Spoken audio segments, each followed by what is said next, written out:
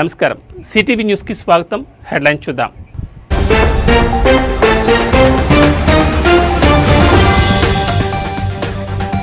ఎమ్మెల్యేల party ఫిరాయింపులపై supreme court కీలక తీర్పు 3 నెలల్లో స్పీకర్ నిర్ణయం తీసుకోవాలని ఆదేశం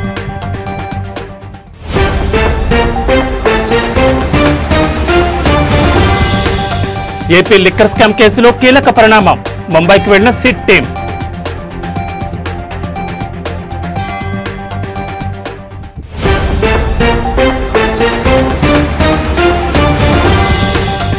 సిగాచి ఘటనపై హైకోర్టులో పిటిషన్ తెలంగాణ ప్రభుత్వానికి హైకోర్టు నోటీసులు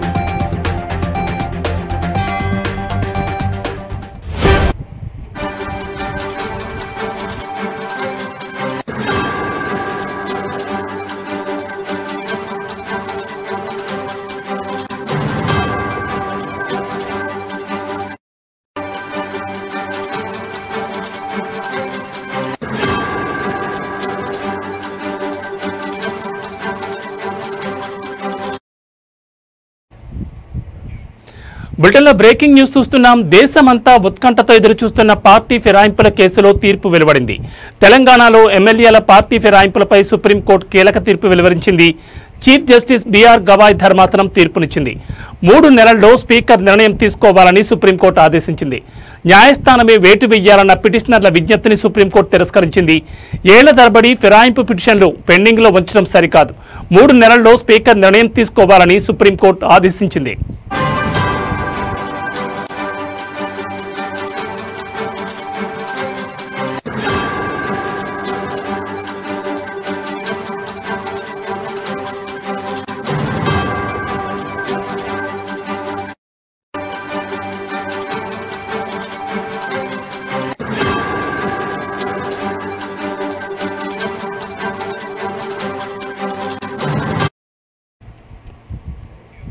తమ పార్టీలో గెలిచిన 10 మంది ఎమ్మెల్యేలు కాంగ్రెస్ పార్టీలో చేరారని వాళ్లను అనర్హులుగా ప్రకటించాలంటూ సుప్రీంకోర్టును ఆశ్రయించింది బీఆర్ఎస్.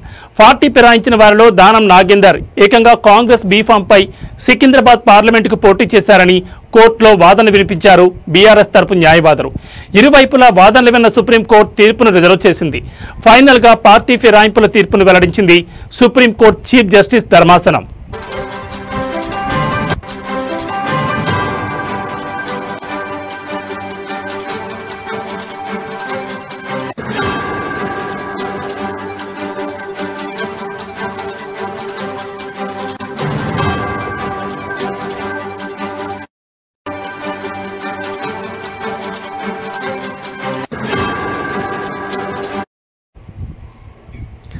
దేశమంతా ఉత్కంఠతో ఎదురుచూస్తున్న పార్టీ ఫిరాయింపుల కేసులో తీర్పు వెలువడింది. తెలంగాణలో ఎమ్మెల్యేల పార్టీ ఫిరాయింపులపై సుప్రీంకోర్టు కీలక తీర్పును వెలువరించింది. చీఫ్ జస్టిస్ బిఆర్ గవాయ్ ధర్మాసనం తీర్పునిచ్చింది. 3 నెలల్లో స్పీకర్ నిర్ణయం తీసుకోవాలని సుప్రీంకోర్టు ఆదేశించింది. న్యాయస్థానమే వేటు వేయాలన్న పిటిషనర్ల విజ్ఞప్తిని సుప్రీంకోర్టు తిరస్కరించింది. ఏళ్ల తరబడి ఫిరాయింపు పిటిషన్లను పెండింగ్లో ఉంచడం సరికాదు. 3 నెలల్లో స్పీకర్ నిర్ణయం తీసుకోవాలని సుప్రీంకోర్టు ఆదేశించింది. తమ పార్టీలో గెలిచిన 10 మంది ఎమ్మెల్యేలు కాంగ్రెస్ పార్టీలో చేరారని వాళ్లను అనర్హులుగా ప్రకటించాలంటూ సుప్రీంకోర్టును ఆశ్రయించింది బీఆర్ఎస్. పార్టీ ఫిరాయించిన వారిలో దానం నాగేందర్ ఏకంగా కాంగ్రెస్ బీఫామ్పై సికింద్రాబాద్ పార్లమెంటుకు పోటీ చేశారని కోర్టులో వాదన వినిపించారు బీఆర్ఎస్ తరపు న్యాయవాదులు. ఇరువైపులా వాదనలు విన్న సుప్రీంకోర్టు తీర్పును రిజర్వ్ చేసింది. ఫైనల్ గా పార్టీ ఫిరాయింపుల తీర్పును వెల్లడించింది సుప్రీంకోర్టు చీఫ్ జస్టిస్ ధర్మాసనం.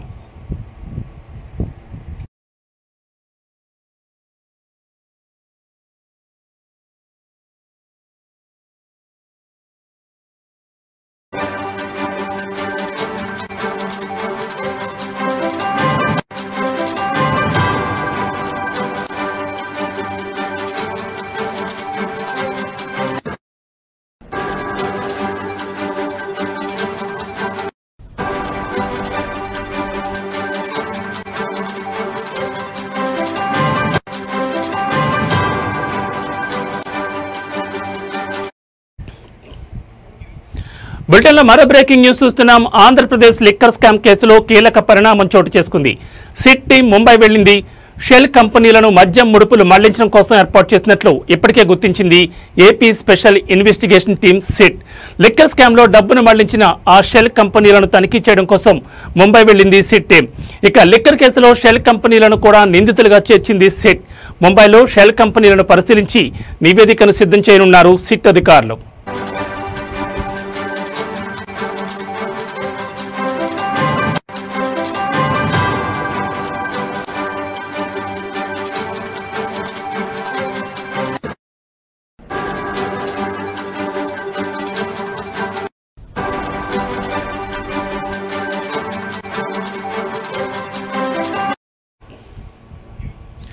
మరోవైపు లిక్కర్ స్కామ్ కేసు కీలక నిందితుడు కేసిరెడ్డి అనుచరుడుగా ఉన్న వరుణ్ విచారణ కొనసాగుతోంది.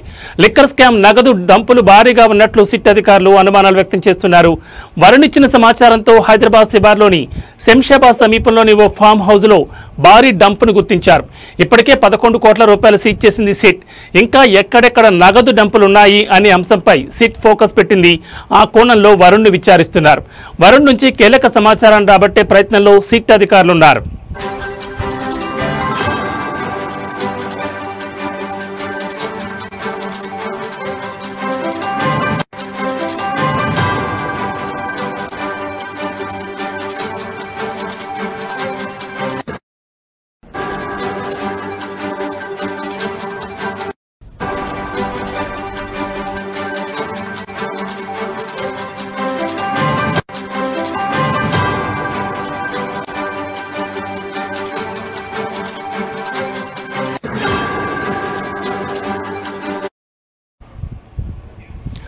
ఆంధ్రప్రదేశ్ లిక్కర్ స్కామ్ కేసులో కీలక పరిణామం చోటు చేసుకుంది.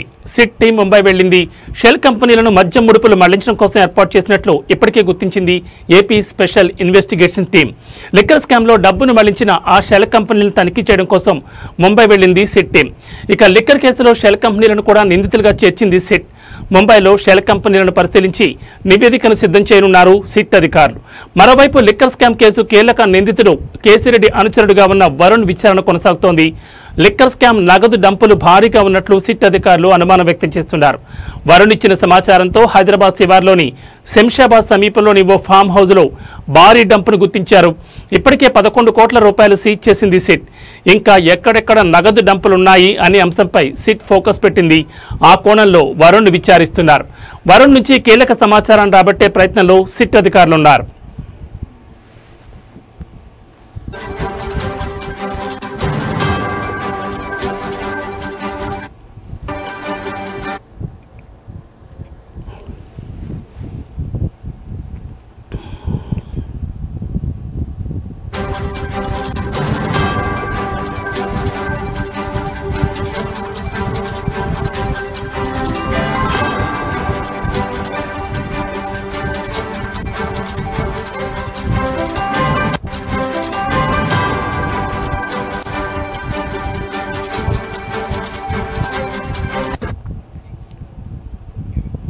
బులెటిన్లో మరో బ్రేకింగ్ న్యూస్ చూస్తున్నాం. సిగాచి పరిశ్రమలో పేలుడు ఘటనకు సంబంధించి తెలంగాణ ప్రభుత్వానికి హైకోర్టు నోటీసులు జారీ చేసింది.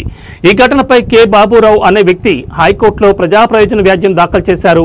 సిగాచి యాజమాన్యం సరైన భద్రతా చర్యలు తీసుకోకపోవడం వల్లే పేలుడు సంభవించిందని పిటిషన్లో పేర్కొన్నారు.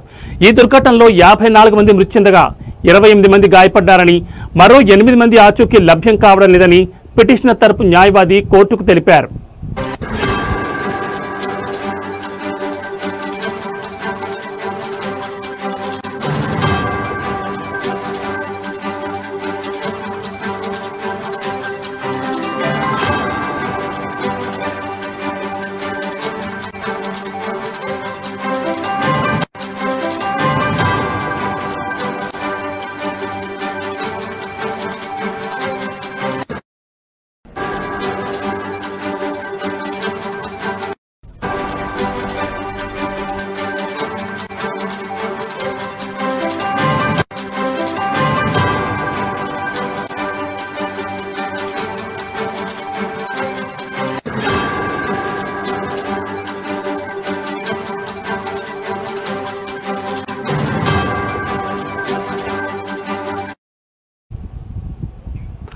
మృతుల ఆచూకీ లేని కుటుంబాలకు గాయపడిన వారికి ప్రభుత్వం ప్రకటించిన పరిహారం ఇప్పటి వరకు చెల్లించలేదని పిటిషన్లో పేర్కొన్నారు.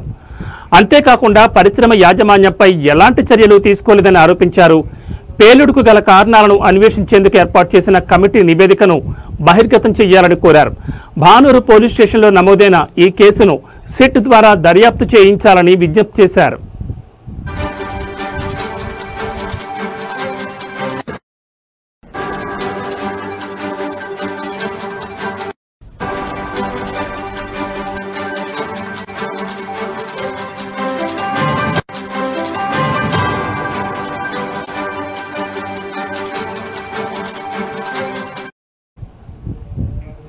భవిష్యత్తులో ఎలాంటి ప్రమాదాలు పునరావృతం కాకుండా అన్ని పరిశ్రమలలో భద్రతా చర్యలు పటిష్టంగా ఉండేలా చూడాలని ప్రభుత్వాన్ని ఆదేశించాలని ఆ పిటిషన్లో కోరారు.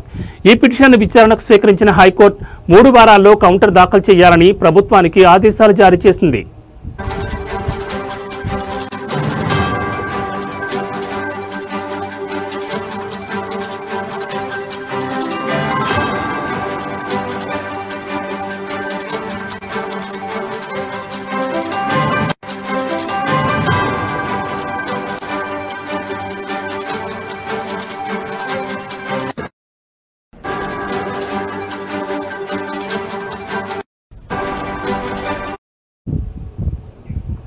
సెగాచి పరిశ్రమలో పేలుడు ఘటనకు సంబంధించి తెలంగాణ ప్రభుత్వానికి హైకోర్టు నోటీసులు జారీ చేసింది.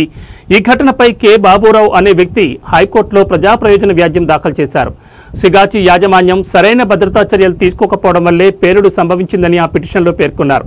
ఈ దుర్ఘటనలో 54 మంది మృతి చెందగా 28 మంది గాయపడ్డారని, మరో 8 మంది ఆచూకీ లభ్యం కావడం లేదని పిటిషనర్ తరపు న్యాయవాది కోర్టుకు తెలిపారు. మృతుల ఆచూకీ లేని కుటుంబాలకు, గాయపడిన వారికి ప్రభుత్వం ప్రకటించిన పరిహారం ఇప్పటి వరకు చెల్లించలేదని ఆ పిటిషన్లో పేర్కొన్నారు. అంతేకాకుండా పరిశ్రమ యాజమాన్యంపై ఎలాంటి చర్యలు తీసుకోలేదని ఆరోపించారు. పేలుడుకు గల కారణాలను అన్వేషించేందుకు ఏర్పాటు చేసిన కమిటీ నివేదికను బహిర్గతం చేయాలని కోరారు. భానూరు పోలీస్ స్టేషన్లో నమోదైన ఈ కేసును సిట్ ద్వారా దర్యాప్తు చేయించాలని విజ్ఞప్తి చేశారు. భవిష్యత్తులో ఎలాంటి ప్రమాదాలు పునరావృతం కాకుండా అన్ని పరిశ్రమలలో భద్రతా చర్యలు పటిష్టంగా ఉండేలా చూడాలని ప్రభుత్వాన్ని ఆదేశించాలని పిటిషన్లో కోరారు. ఈ పిటిషన్ను విచారణకు స్వీకరించిన హైకోర్టు 3 వారాల్లో కౌంటర్ దాఖలు చేయాలని ప్రభుత్వానికి ఆదేశాలు జారీ చేసింది.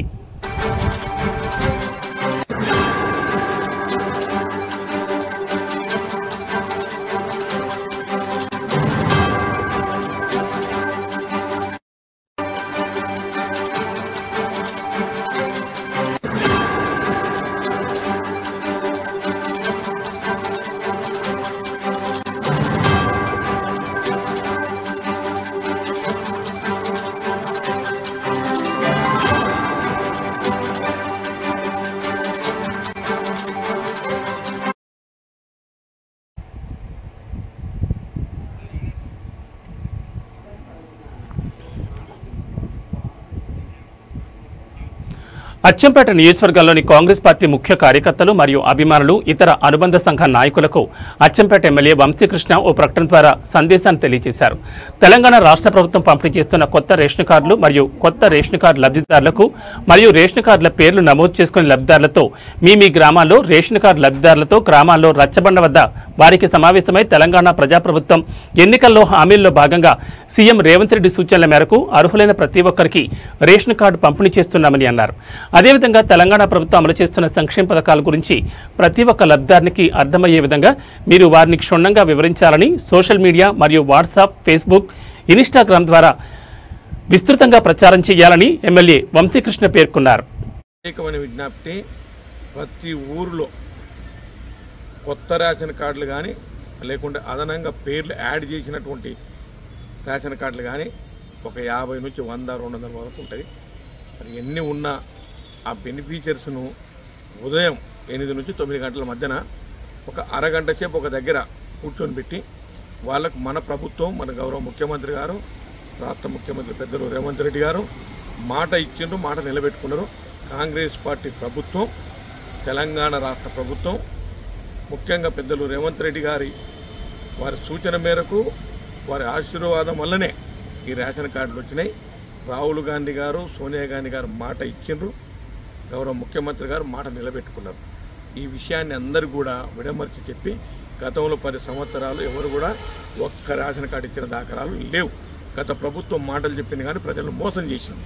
ఈ ప్రభుత్వం చెప్పిన మాట కట్టుబడి వాళ్ళందరూ కూడా రేషన్ కార్డులు ఇస్తూ ఉన్నాం. ఇవన్నీ కూడా గమనించాలని చెప్పి మీరు పెద్ద ఎత్తున ప్రచారం చేయాల్సిన అవసరం ఉంది.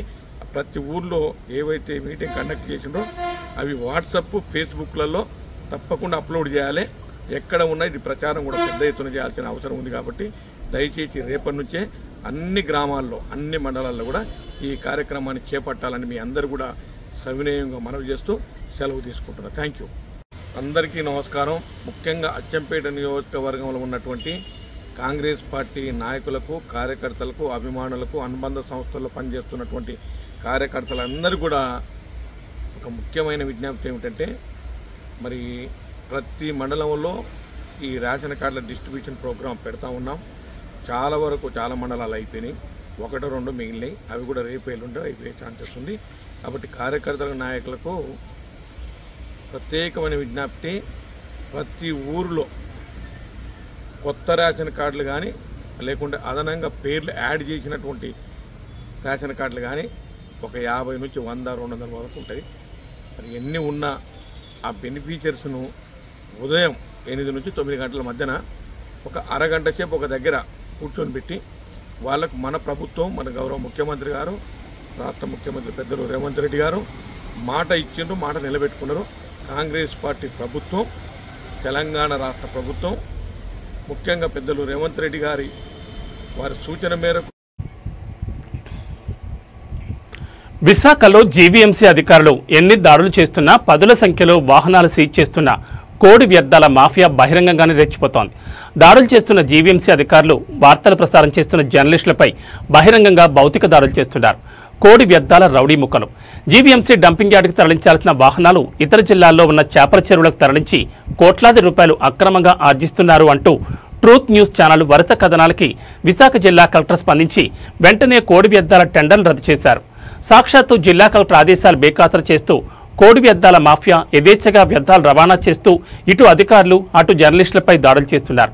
జీవీఎంసీ అధికారులపై దాడులు చేసిన కోడి వ్యర్థాల మాఫియాపై పిఎం పాలెం పోలీసులు పలు సెక్షన్ల కింద కేసులు నమోదు చేశారు. మరి నెంబర్ ప్లేట్ ఉండకూడదు కదా, ఏదో ఒకటే ఉండాలి. మరి మీరు ఏం చేస్తున్నారు?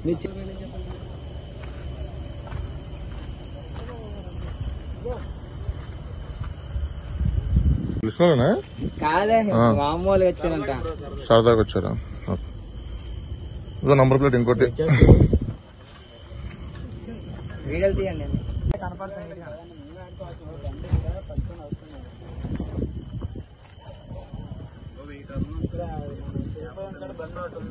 కనపడుతుంది